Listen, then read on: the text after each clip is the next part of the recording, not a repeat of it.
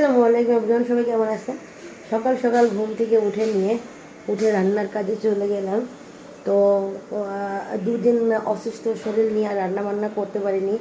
আজকে ঘুম থেকে উঠে ছেলে বলছে মাংস খাবো, হাজব্যান্ড বলছে মাংস খাবো। আর কণ্ঠটা কী অবস্থা বুঝতেই পারছেন, আমি নিজের কণ্ঠ নিজে চিনতে পারতেছি না। তো আমি রান্না করতে গেলাম। প্রথমে কী করলাম, প্রথমে কলার মোসাগুলো এড়ায় নিলাম। 2-3টা ছিল, একটাই আছে। তো এই যে কলার মোসাগুলো এলাম, আর এখানে কলা মলাগুলো সব এমনই রয়েছে। এখন আমি রান্নার কাজে যাই। আসসালামু আলাইকুম এভরিওয়ান, সবাই কেমন আছেন? তো আমাদের জ্বর বৃষ্টি মাথায় করে অনেক বড় যে জ্বর হচ্ছিল, জ্বরও সেরে গেছে। তো আমরা এখন আজকে কি রান্না করতে আসলাম, দেখে রান্না করতে পারি নাকি। তো আগে রান্না করছি গরুর গোশ, সেটা পরে দেখাবো। আর এখন রান্না করতে আসলাম খাসির গোশ দিয়ে বিরিয়ানি রান্না করব। তো রান্না করতে করতে কথাগুলো বলি, দেখি কেমন লাগে আর রান্না করতে পারি কিনা অনেক দিন পরে। তো প্রেশার কুকার নিয়েছি, তো গোশ সিদ্ধ হতে অনেক সময় লাগবে, এই জন্য আমি শর্টে খাটে রান্না করব। তো গোশটা আমি ভালো করে ধুয়ে নিয়েছি। এটা ছিল আমাদের হাকিকার গোশ। তো আমি এখানে গোশটা দিয়েছি। এখানে আদা, পেঁয়াজ, রসুন, মরিচ, জিরা একবারে বাটা আছে। তো আমি এগুলো একবারে দিয়ে দেব। আর একটা জিনিস, এই যে এখানে নিয়ে আসছি ব্রানের মশলা।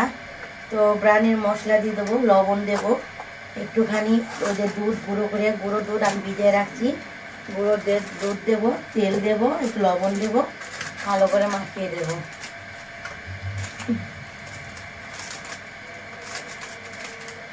মশলাটা পুরোটাই দেবো না, কারণ ভাতের মধ্যেও একটুখানি দেবো, এই জন্য পুরোটা মশলা দেবো না। এই যে অর্ধেকটা রেখে দিলাম, এটা ভাতের মধ্যে দেব। এবারে দিয়ে দেবো পরিমাণ মতন লবণ। লবণটা আমি সবসময় কমই দিই, কারণ বেশি লবণ দিলে ওটা কমানো যায় না, কিন্তু কম লবণ দিলে সেটা কমানো যায়। এবারে আমি পরিমাণ মতন তেল দিয়ে দেব, দেখতেই পাচ্ছেন। তো তেল তো এমনিতেই দেওয়া আছে, আর খাসির এই গোশের মধ্যে একটু তেলও আছে, এই জন্য বেশি তেল দেওয়া লাগবে না। আর এই যে সবচেয়ে ইম্পর্টেন্ট একটা জিনিস, যেখানে আমি বেরেস্তা করে রাখছিলাম, এখন বেরেস্তাগুলো পুরোটাই দিয়ে দেব। এখন আমি এটা হাতের সাহায্যে, এই দেখুন বেরেস্তাটা কত সুন্দর, একেবারে চাপ দিচ্ছি, ভেঙে যাচ্ছে। এখন আমি এটা হাতের সাহায্যে খুব ভালো করে মেখে নেব। তো বন্ধুরা, আমার মাখানো হয়ে গেছে। আমি এখন এই যে দুধটা এভাবে রাখছিলাম, এখন দুধটা দিয়ে খুব ভালো করে মাখিয়ে নিলাম।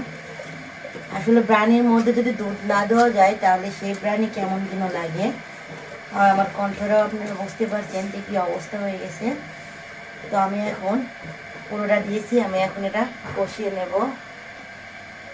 বন্ধুরা, আমি গোশটা চুলায় দিয়েছি, আর এখানে চিনি নিয়েছি। এইটুকু চিনি ব্রানের মধ্যে দিতেই হবে, কারণ ব্রানের মধ্যে যদি চিনি না দেন, তাহলে কিন্তু ব্রানি বেশি একটা মজা হবে না।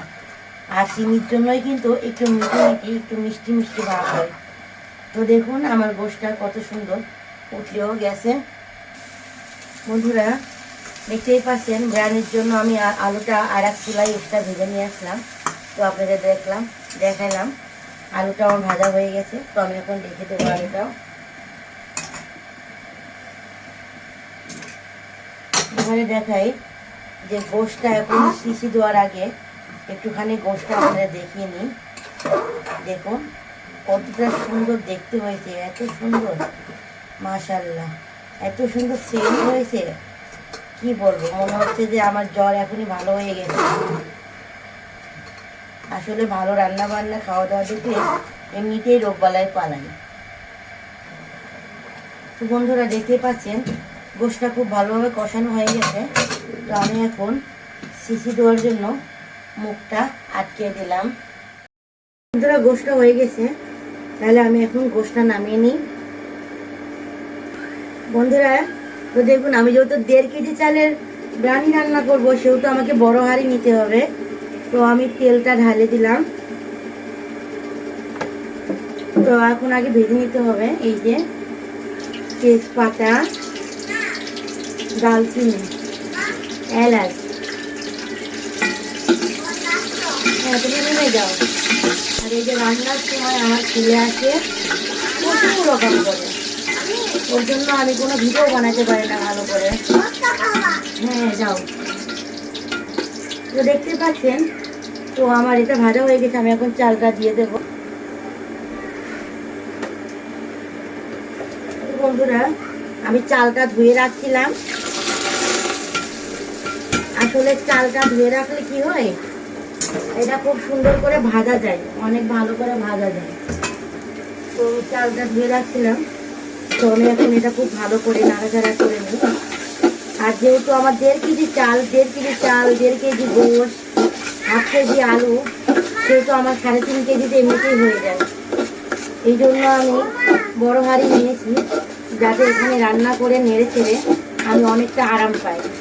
এই জন্য বড় হাঁড়ি নিয়েছি। আর আসলে ক্যামেরাটা বাজিয়েছি রান্নাঘরের একদম গ্রিলের সঙ্গে, ভিডিওগুলো দেখা যাচ্ছে কিনা আমি জানি না। তো পরে আমি যখন গোলাপ জল, কেওড়া এবং গোলাপ জল আমি একসঙ্গেই দিলাম। বেশি দিলে আসলে খাওয়া যায় না, অল্পই দিলাম। এখন নেড়ে দেবো, আধা ঘন্টা এভাবে রেখে দেবো, তারপর দেখবো কী অবস্থা। বন্ধুরা, এখানে কয়লা পোড়াতে দিয়েছি, দেখতেই পাচ্ছেন। তো আমি এখন এই যে ছোট্ট একটা বাটিও রাখছি, এটার মধ্যে আমি এখন কয়লার ভাপটাও দিয়ে দেবো। কয়লার ভাপ দিলে ভাতটা আরও বেশি মজা লাগে। এই যে ভাতটা দেখতেই পাচ্ছেন, ভাতটাও হয়ে গেছে। বন্ধুরা, আমি এখন কয়লাগুলো তুলবো। দেখতেই পাচ্ছেন কয়লার গায়ে কিন্তু প্রচুর পরিমাণে আগুন আছে। দেখুন, 3টা কয়লাই কিন্তু আমি তুলে নিয়েছি। আমি এখন ভাতের মধ্যেও দিয়ে দেব। আর ভাতের মধ্যে যখন দেব তখন একটুখানি, এই যে একটুখানি ঘি দিয়ে দিলাম। এই যে এখন ঢাকনাটা এখন চাপিয়ে দেব, যাতে চারিদিকে, দেখুন, যাতে চারিদিকে ধোঁয়াটা ছড়িয়ে যায়। আসলে কয়লার ধোঁয়া যত ছড়াবে তত ভালো লাগে। এই দিক থেকে ধোঁয়াগুলো বাড়া যাচ্ছে, দেখতেই পাচ্ছেন। তো এত ধোঁয়া তো বাড়াবেই, বেশি ধোঁয়া কিভাবে কি করব। বন্ধুরা, থোবরানি ভাত দেখতে আসলাম। ওয়াও, কি সুন্দর ঘ্রাণ! আর এই কয়লার ঘ্রাণটা মনে হচ্ছে কি কলিজা ঠান্ডা হয়ে যাচ্ছে। আর এই দেখুন, ভাতটা এত সুন্দর বাসনা বেরোয়ছে, খুব সুন্দর। আর আসলে কালারটা কম ছিল বলে দিতে পারিনি। ভাতগুলো তুলে একটু দেখাই আপনাদেরকে। দেখুন, ভাতগুলো অনেক সুন্দর হয়েছে। আর এই দেখুন, মাংসটাও কিন্তু একদম গলে গেছে। এই যে মাংস পুরো গলে গেছে। চলুন, আমার ফ্যামিলিতে যে আছে সে খেয়ে দেবো কেমন লাগে। তো দেখুন, বাবা ছেলে এখন রিভিউ দেবে কেমন লাগছে। কেমন লাগছে প্রাণ? সুন্দর হয়েছে? দেখো মাংস সিজেছে নাকি। দেখুন, গোশটা সিজে কিন্তু হল হয়ে গেছে।